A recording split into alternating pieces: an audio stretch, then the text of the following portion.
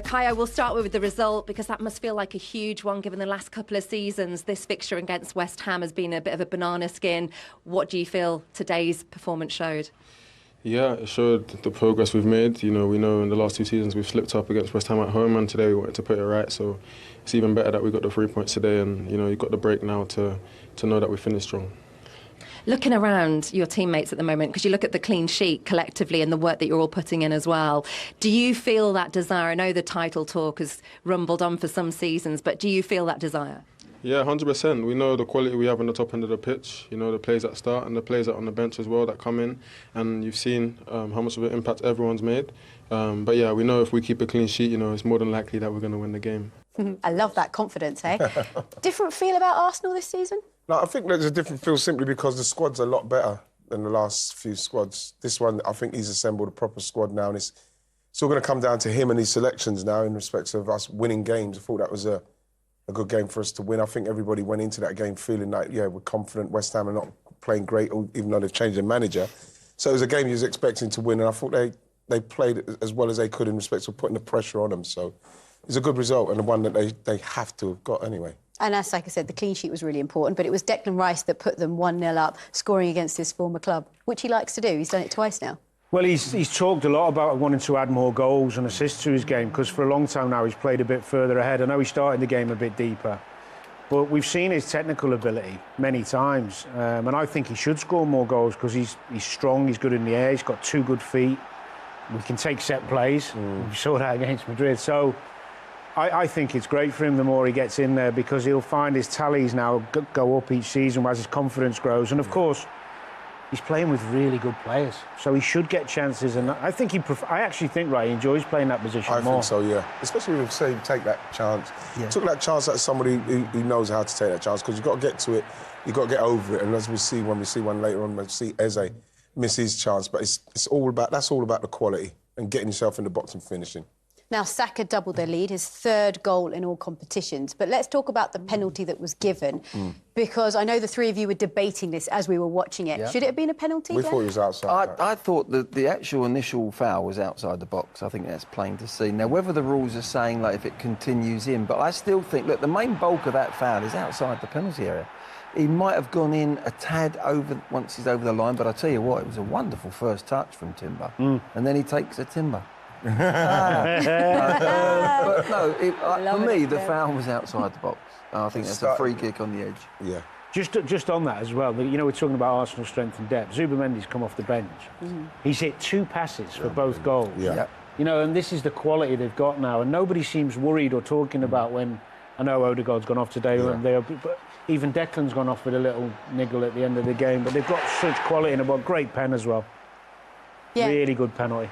Mikel Arteta has such a great squad at his disposal. You look at the bench and you see there's a 1 and 2 for every position, which is where they wanted to get to, right? Well, it's like I said, this is the best squad I think he's ever had, in respects of trying to win this league. This is the season. I think that if he's going to do it, this should be the one, because I think he's got all the pieces to do it now. He's got all the equipment. Absolutely, yeah. He's got the equipment to win the league. There's no doubt about it. Because he's got a balance between defence. They've got good defenders. They can defend as a team, and they've got offensive creators as well. They've got. I think the missing link at the moment is a number 9 that's going to put the ball in the back of net time and time again. Gyökeres might end up like that. I don't know. I think that's the only thing where the question mark is there still. And Saka continues to shine for this club. 100 goal involvements in 200 appearances. Yeah, he's a little superstar, isn't he? Well, he is, you know, and he's improved year on year. Every season, you know, he's like they say, he's our star boy, and he's getting better. And now he's got people around him, hopefully the kind of calibre around him where he can get a rest every now and then, because I think he's going to need it. They're great to watch, aren't they? Talk to me about West Ham. Did you see any difference under Nuno today? Well, I mean, I saw them on Monday night against Everton, and there was an improvement. They went to a back 4, they were more compact, more solid, and got a draw. Today, they played the same way today, but they were up against such quality, such power, players who were just a bit better. And they dug in, they hung on, you know, to try and stay in the game, but they didn't really have enough quality to hurt Arsenal. But that's partly to do. Arsenal have got this desire to win the ball back consistently now, hence the best defence in the league last year. And they are a difficult team to play against. And that comes from the coach giving them the men. If you don't do the work, you don't play for Arteta. And that's a great thing, great starting point for them to have. Best squad in the league? Yeah. Yes, Overall, yes. the balance, yeah. Unfortunately, yeah. Unfortunately, yeah. Okay. Hello and welcome along to Premier League Live. We had a shuffling of the pack and we brought the big hitters into the studio. We've got Glenn Hoddle, Ian Wright and Danny Murphy to talk you through the rest of the day's action and, of course, focus on what we have just seen at half-time. So, Arsenal, as you can see, fans around the world, you'll be very delighted that with the current state of play, Arsenal are top of the table. Yeah. That's big. 1-0 courtesy of Declan Rice. Yeah, when you look at what Arsenal have to do, obviously Liverpool losing last week and then Arsenal winning, they've got consolidated with a home game. Arsenal can't afford to lose in a home game, so I think they've started brilliantly, very much on the front foot like you'd expect them to be. Great ball there, great ball into it as Declan Rice on the edge of the box comes in and finishes it really well for us. I think really positive selection as well, because a lot of criticism unduly, I think, on Arteta after the Man City and Liverpool game. He actually started the game right with Eze and Odegaard. I know he's gone off injured, but the creativity's been there for all to see. They've really gone at them.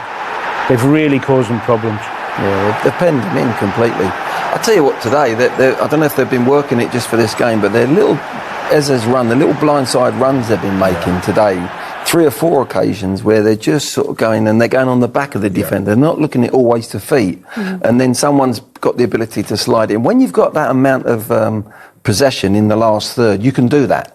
When it's a bit spasmodic and you haven't got that control of the game, it's hard to do them, make them runs. But they're on so many times, and you'll see it time and time again. And it's at pace as well, Dan. The passing is quick, because that's what's going to happen with West Ham. It's quick, it's sharp, it's moving them about a bit. They've had plenty of chances. It could have been more than 1-0, couldn't it?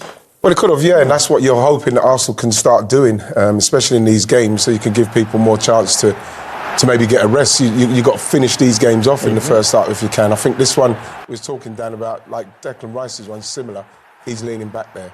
It's bounced up a bit, Dan, like you made a point. Well, I think with the irony is he's probably one of the most technically gifted players in the Premier League, and you'd think he'd sort his feet out, but he's been magnificent. Arsenal are going to keep getting in these positions unless West Ham change. And they're probably getting more because West Ham will have to try and get back into it. That's unlucky from Calafiori. Just 2 examples of that little run that Running we're talking behind, about. It's only a 5-yard run as well. It's not a long run, but it's getting the timing right. And when the player's got his head up on the ball, he's earned a little bit of time and space. They're doing it constantly against West Ham here today. Also, Glenn, just a quick one on that. I think West Ham, because they've changed to a back 4 last week. When you play a back 4 rather than a back 5, it does feel like there's more space. Little gaps there, isn't there? Yeah. And you mentioned it, Danny, Odegaard going off injured. It didn't look very nice, did it? The coming together he had. But they brought Zubimendi on. But he's always a big miss, isn't he? Well, he's been brilliant for Arsenal for a long time, but he's only just got back fit. He played well in the week and he started today. But that is the worrying thing is that he came back on and thought he was okay, and then he had to signal and come off. So let's just fingers crossed for him. You don't want to see players of his quality sidelined for long. I think that's a sore one rather than a twist of a knee. That one there's a bit sore. He's gone back on. We've all had them bone on bone. They can be sore. And I think he's thinking long term maybe that's going to be a problem for him. But it's not twisted his knee. So I think he'll be because it's the way it jarred. I'm quite worried because it jarred it back. That's because it jarred it back, so hopefully it's precautionary. It looked a bit painful, didn't it? OK, well, let's head to Old Trafford because Manchester United have been in action against Sunderland. Of course, Ruben Amorim coming into this one under a huge amount of pressure. But, Glenn, so far so good. Mount put them 1-0 up on the 8th minute. He did, yeah. His first touch is not too bad here. It's a nice little touch, but he tries to get more power. He goes for the inside of the foot, doesn't catch it right. I think the goalie's got to be a little bit further out. If he's out nearer the 6-yard box, he saves this. But there's the touch. He's trying to use the defender to just curl it round him. Doesn't catch it. But that's where I think the keeper's too far. He's too deep in his goal. That's a good goal. Yeah. That's just a forward gambling on where it's going to go, where it's going to land, because he's moving forward. You look at him, you can see him moving and then back. And that's all you need, half a yard, bang. Do his confidence the world of good. You were saying right, weren't you? Long throws are back in town, guys. They are, aren't they? Yeah.